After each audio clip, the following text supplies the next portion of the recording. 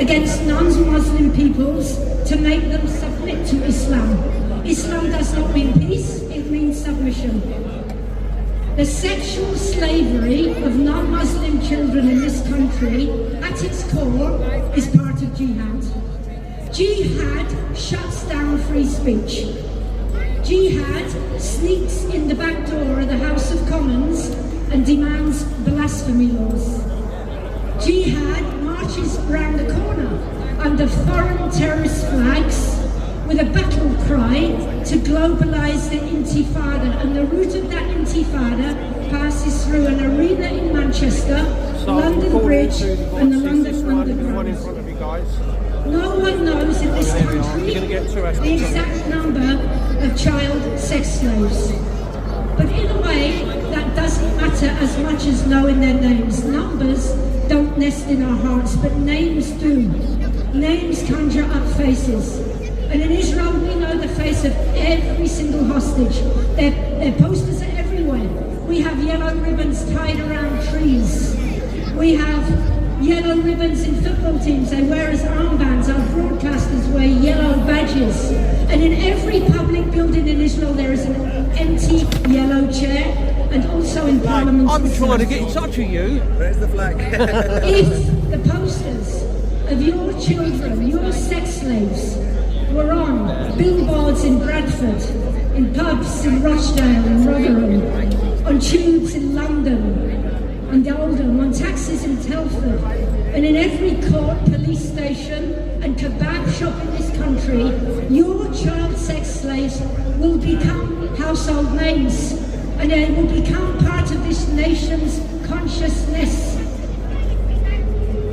Names of victims could be on a banner rolling across the bottom of the screen at the likes of the BBC, Sky News and Channel News. Just think if every MP, every baroness, every local councillor, the Lord Mayor of London and the Prime Minister himself would wear a dog tag like this, which instead of saying, "My heart is held captive in Gaza," it would say, on one side there'll be a Union Jack, and on the other side it would say, "I will make our children safe again."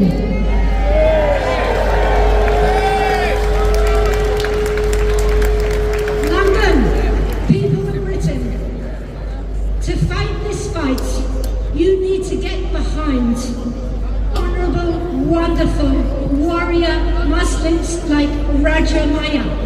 Raja has been fighting for 6 years to expose the Labour cover-ups. The Labour Party is protecting groomers and gang rapists to get the Muslim votes. You need to promote the voices of Iranian dissidents and platform fearless, outspoken Muslim apostates. You need to make the name of Salwan Momika, an apostate Christian, but an Iraqi refugee in Sweden, who was known for his public demonstration for burning the Quran, and he was murdered a few days ago by outraged jihadists. Let me tell you this, I understand outrage. I understand the outrage. I too am outraged at the terror which shredded my life. Not only did I lose my friend, I lost my health, my anonymity, my home, peace of mind, restful nights, routine, income, the dignity to provide myself, my vocation, the ability to enjoy the mundane, a pain-free existence, and my mental health. Yes, I am outraged, but I did not go running after Muslims, pouncing on them, tying them up, and hacking them to death. Outrage is a choice. You have a choice as how you can behave. It's a choice between a machete or a scalpel. And so I tell you, good people of London, and I can see you all, it is incumbent on you, Christians, Jews, Sikhs, Buddhists, Muslims in this country who held in the highest esteem British law. You have to continue to choose the ethical and cultural superiority of Western civilization over 7th century Islam.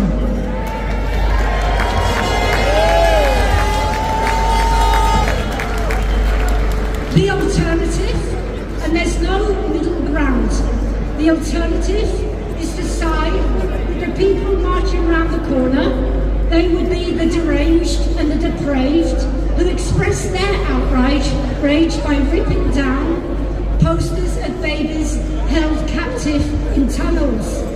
These people around the corner, these are the people who excused the murder of a refugee because he burned a book of those who persecuted him. These are the people who contextualize, excuse and legitimize the slaughter, the rape, the butchery, the beheading, the burning and the abduction of men, women and children on October the 7th from the farms and villages in the state of Israel. And this is my hope, because I have been wrong. And some of you may believe that this country is over. I've been wrong many times, I'll be wrong again, but I'm here to tell you, if you think this country is over, you could be wrong. I was asked to guide Tommy Robinson in Israel. Frankly, I wasn't really relishing the fact of taking around my country a white, racist, neo-Nazi, goose-stepping, swearing thug. I was right about the swearing, but I was wrong about everything else.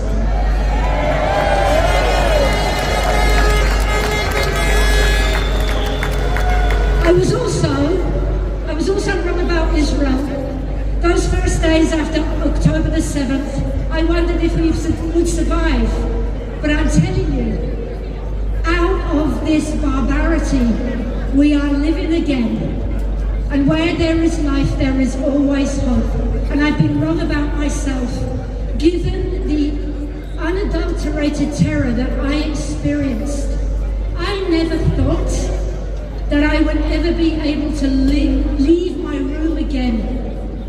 Hello, London! And here I am, after thinking I could never face anyone again because the terror was so deep. Here I am, just chilling out with tens of thousands of British patriots, with my back to the Prime Minister of this United Kingdom. So, London, just to conclude, I'd like to thank you, and I'd like to say to the people on the march over there with their terrorist